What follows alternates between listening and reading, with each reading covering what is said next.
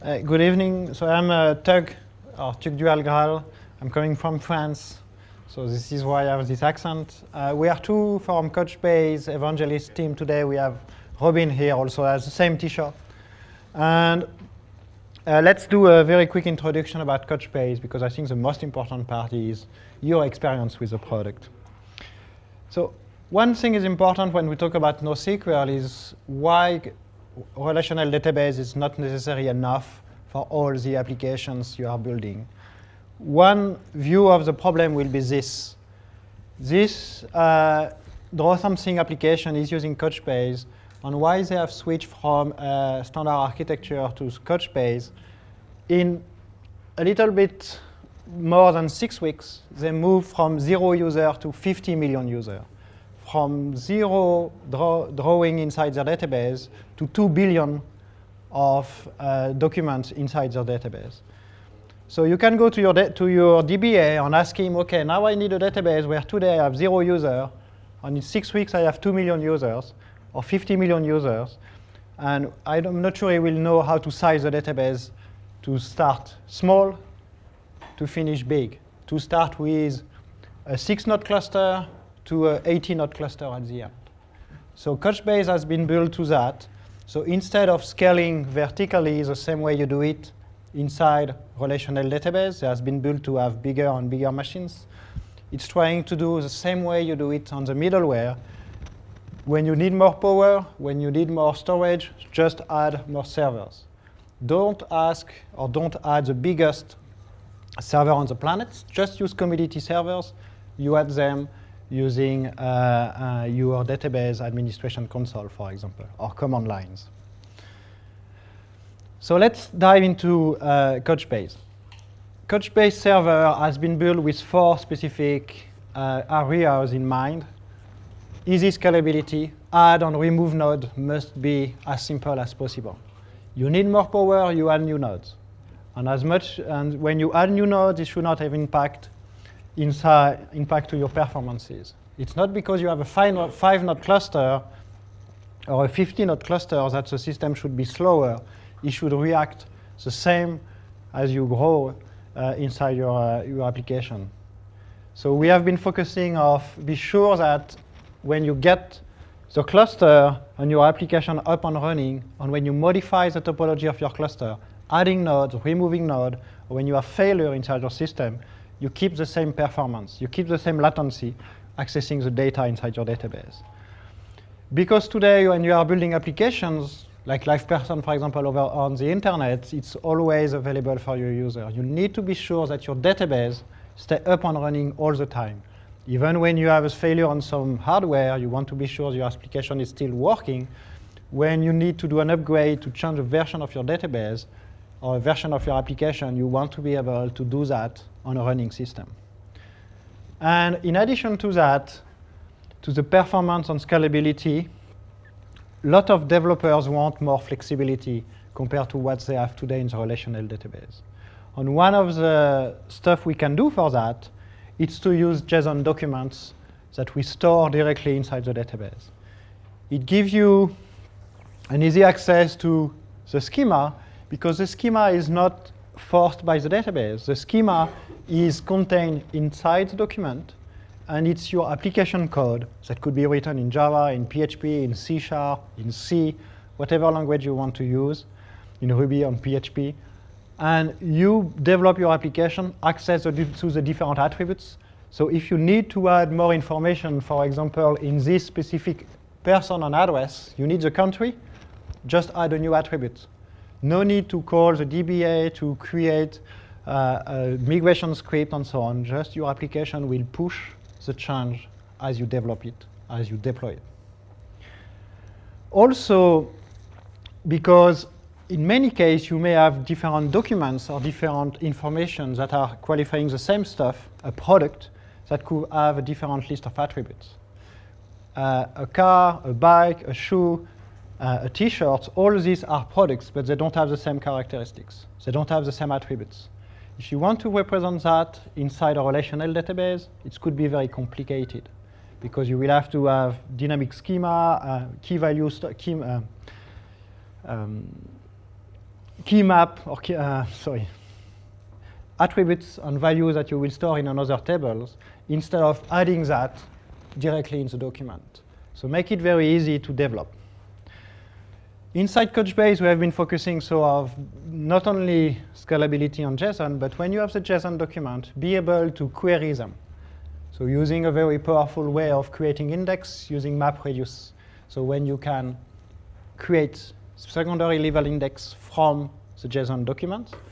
And also, in a more complicated architecture, sometimes you need to have database or cluster in different location. You need to have a piece of your database in the US, another in Europe, another in Asia, to have the data close to your user, but also be able to have backups or live database in case one specific part of your IT is going down. And for that, you need to be able to do the replication of the data between the different data centers. One important part about Couchbase is all the nodes are equivalent. You don't have master, you don't have slaves. It's all masters. You can store, you can manage the data whenever you want. We don't have specific nodes that are made either to write, to read, or to manage a cluster. All of them are really equivalent. This is how we can scale, because when you add new nodes, you really add more power on storage to the user. And when you fail, you don't fail you don't have a specific point of failure. All the nodes will still be here up and running to be able to handle the load. Data replication with auto failover. So because we are a distributed system, you need to be able to, when you have a failure on a distributed system, keep the data up. So do a failover with the replicated data. I talk quickly about the downtime, the maintenance, so you can upgrade the system.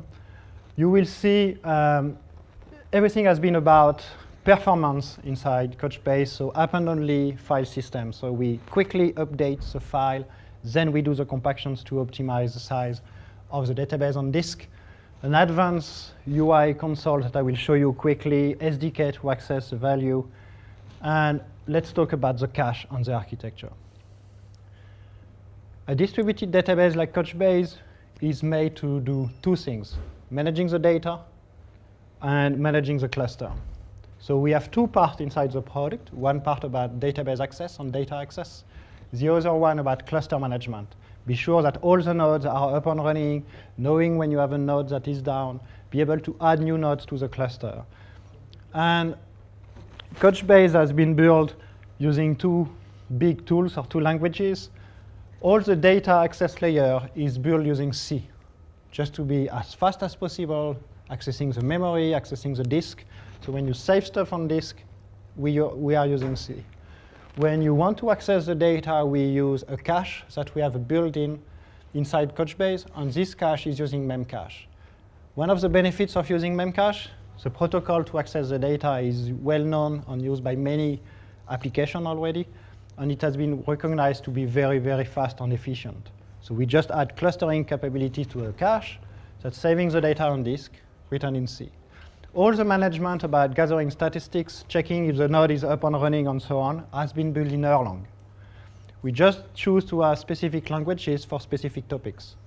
You don't want necessarily to write everything in one single language if you believe that some language, for example, Erlang, is good to do inter-process communications, failure of processes, maintaining processes up and running.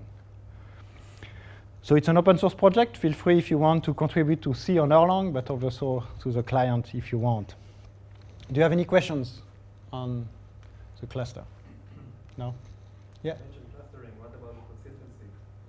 So we will see that just in a minute when I talk about the operations and the consistency of the data. When you want to access or saving the data, you have some operation using the client API that will do a set to insert the data in the database or to do a replace to change the data. And the first thing we'll do, the client application will calculate on which node in the cluster he has to go based on the key. So if you have a 5-node cluster, it will calculate on which node of this 5 node he has to go. And the first thing we do, we write that in the memory. return back that yes, it had been saved in memory. Eventually, it will be saved on disk and replicated to the other node of the cluster. So we always go to the cache first, then we go on disk and we do the replication on different nodes of the cluster.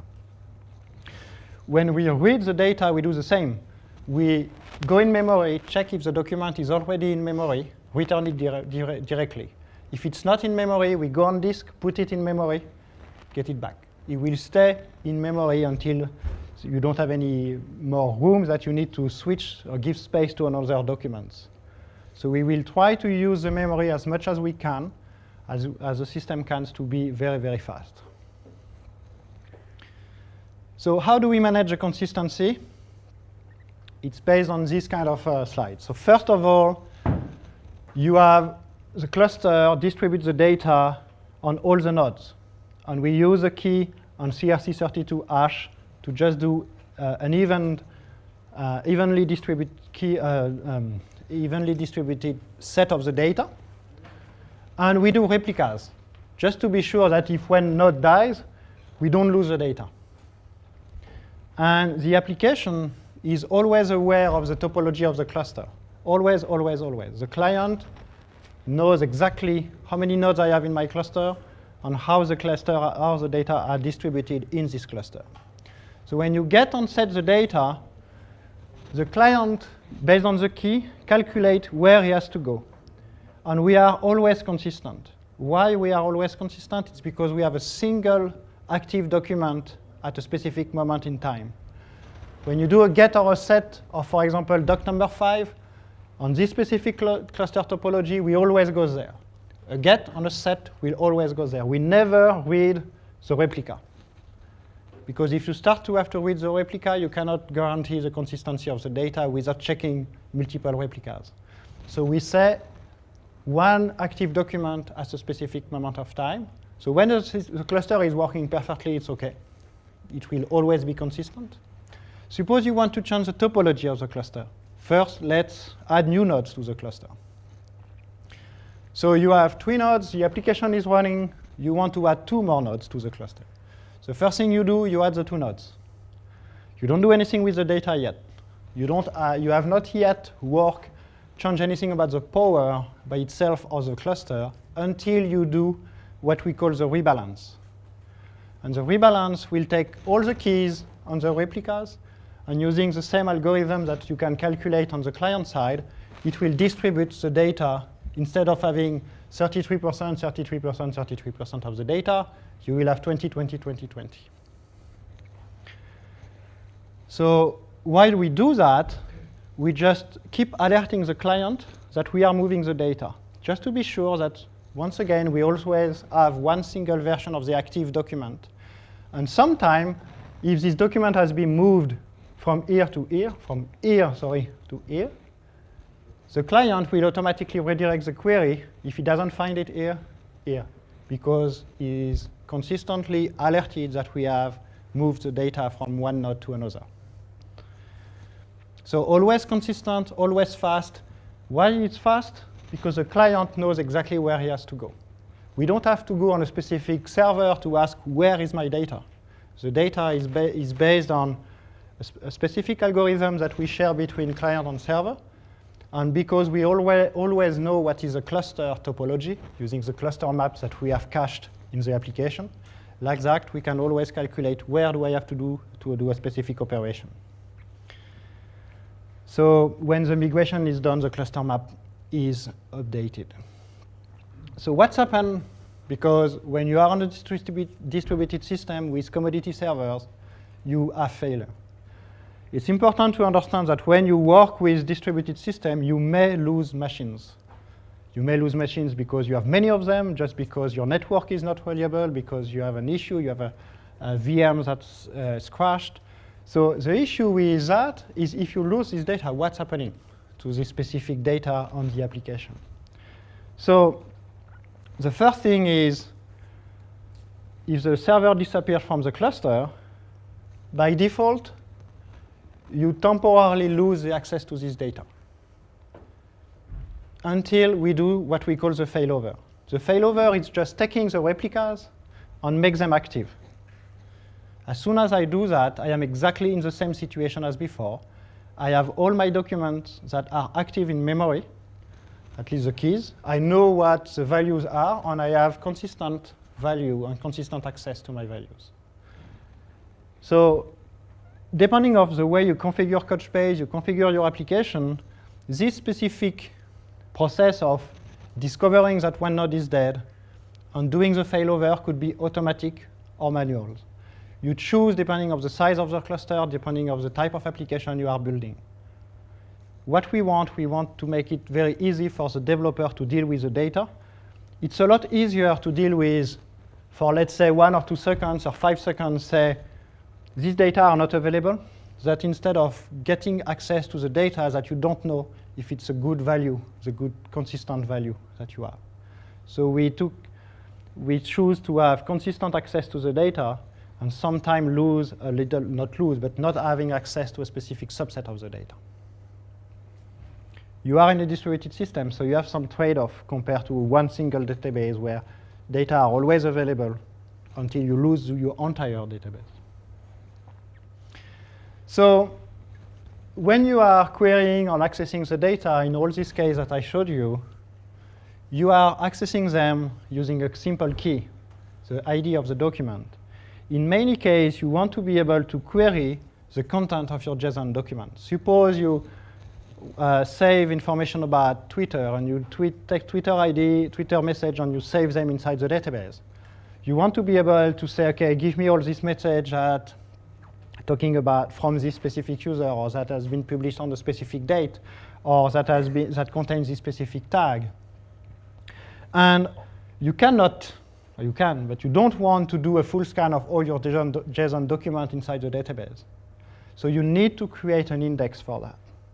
And so inside Couchbase, we have an indexing process that allow you to create what we call views. So the views are used to create the index inside your database. You will take the JSON document, some attributes of the JSON document, put that on index. If you want to take all the Twitter message, create an index with all the username to be able to query the list of users, to query the number of messages for users. So you will allow you to do easy search on values that you have inside the document, doing some aggregations and reductions on the content of your JSON document in an efficient way, because you don't have to read the document because it has been, the index has been created when you save the data and when you update the data. But the trade-off here is we do that eventually. You save the data in memory. When it's on disk, we index them. So until it's saved on disk, you cannot query them on these other attributes. If you have to check that immediately and be sure you can query them, you have some options. But in this case, you will lose a little bit of the performances. So you as a developer, you can choose if you want to have access quickly to the data, if you want to save on disk, and wait it's saved on disk, on index inside your, on the index is updated. Like that, you can, for example, have 1,000 operations per second with no impact on disk, so it's very, very fast on your cluster. And if you want to check that everything has been saved on disk, on index, you will maybe go to 2,000 operations per second. But you have the control of that. This is not the case when you work with a relational database, because as part of the transactions, you have to update the data, control that the document type or the record type is good, all the values are good, update the index, close the transaction, get it back. You will have kind of an expensive cost all the time. As a developer in NoSQL engines like Couchbase, you choose which is the level of durability or when do you want to update or access the index. So the index are also distributed over the cluster. So you see we have documents on replicas.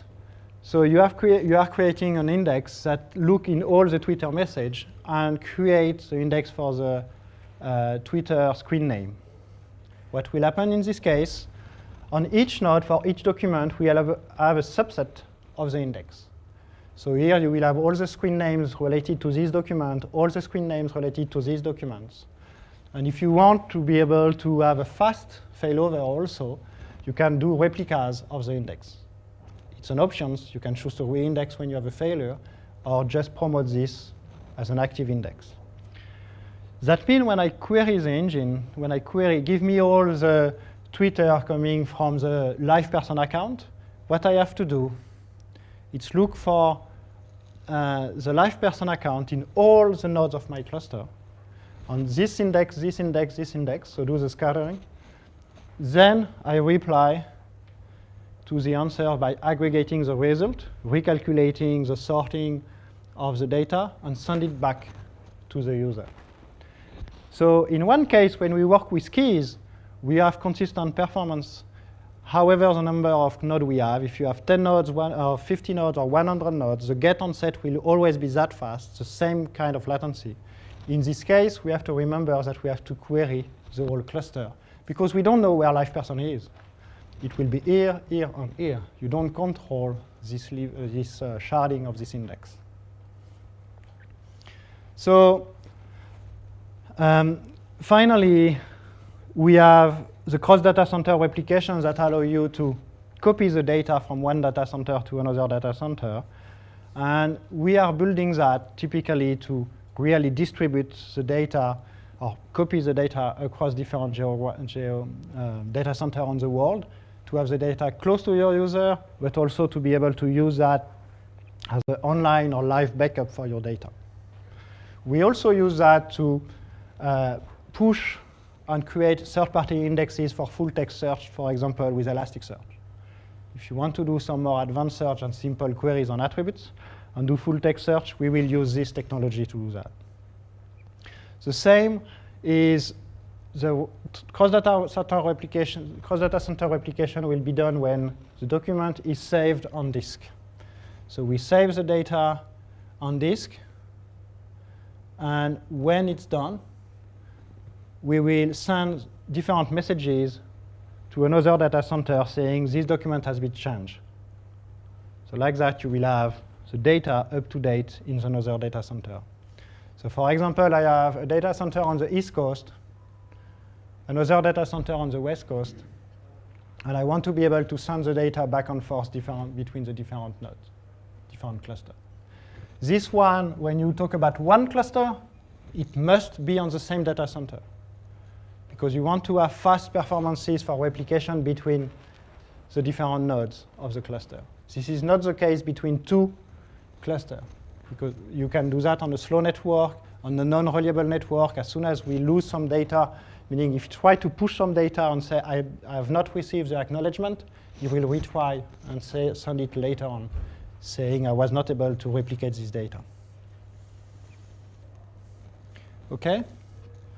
So when you build your application, you need SDK to connect to the database.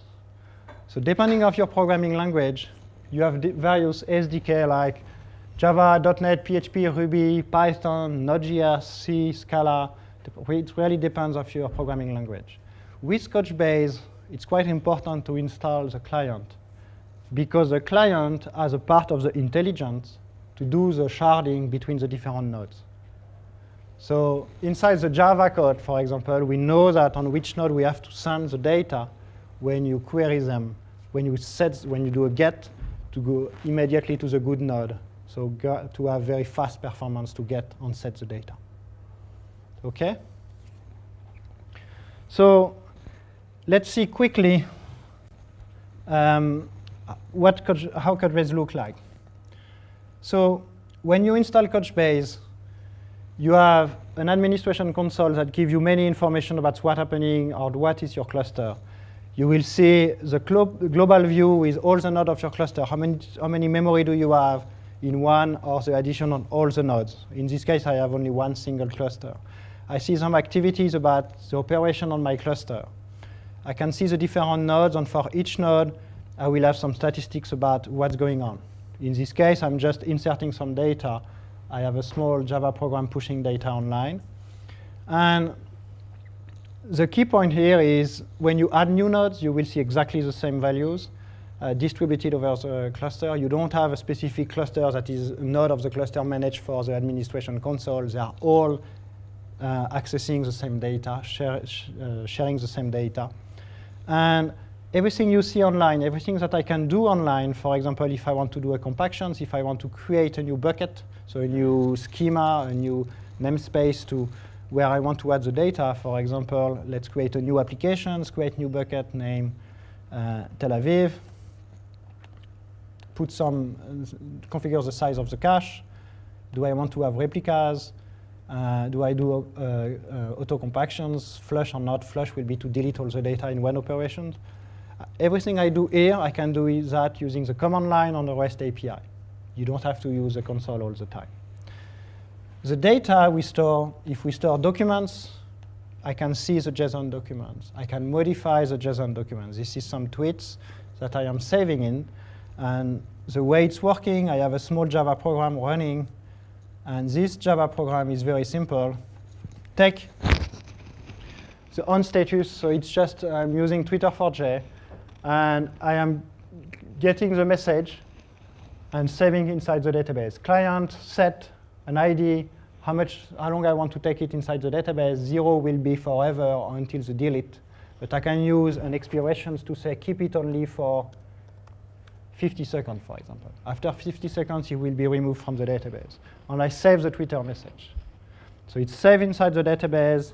And if I want to query on a specific user or specific tags and so on, I have to create a view, an index. So you see the Twitter message. The Twitter message contains a list of tags. I don't have tags here, but user mentions that are JSON document included inside the tweet. The user itself also, it's a sub-document contained in the Twitter message. Inside this message, you have the screen name. So this is the user. If I want to index and query on a specific username, let's say this one, for example, I have to create a view. So I already created them for this demonstration. And if you look at the code, I just say, if you find the screen name, emit, so create the index using screen name. And if I execute this, what we see is I have 15,000 tweets because I am using the count. So by default, it will count with all the messages that have a doc username. But I can say, OK, let's group by name, because I'm only doing the name. And here I will see all the tweets for each messages. So if I put no limit, I will find all the tweets for a specific messages, for a specific user. If I say key equal the user that I was looking at, I will see that he has one message. And I can say, give me the ID to this message. So now I have the tweet ID. And I can use my get API to say, give me this specific tweet. If I go in the console with this specific tweet,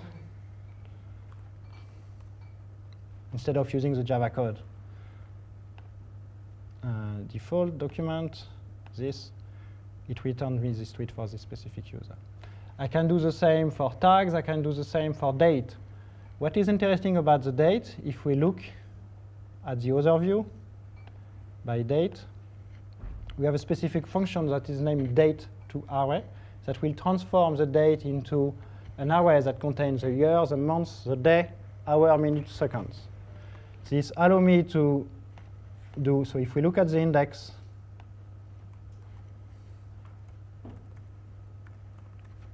you see the tweet ID, this one has year, month, day, and so on in the value. So I can do stuff like give me all the tweets, the number of tweets for this specific time, or the number of tweets for this specific seconds or minute. Then you can call these views. Instead of using the REST API, you are just using the Java API to do that, or the Node.js API. And you can build application like this one. So if I want to look for a specific group by and number of tweets for a specific moment in time, I say, OK, in my application, I want give me all the tweets for a specific hour, give me all the tweets for a specific minutes or seconds. Then I click on this, and I have a subset of my tweet directly inside the application. And to do that, this will be the last part of my, sorry, I have too many screens open.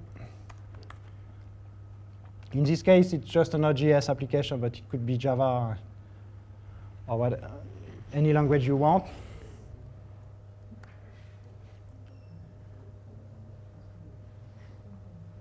I just say, take these different parameters, so how many, what will be the number of messages you want to receive, what will be the index on the group level you want, then call the view name Twitter by date or Twitter by username, get back the result, and return them. So in one case, you just do a get on set to insert the data.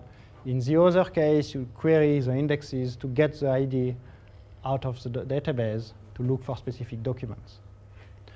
And what is interesting here is you store the document as they come. You don't ask what is the schema before. You don't have to create a specific schema for this data, because I have no clue how to represent this.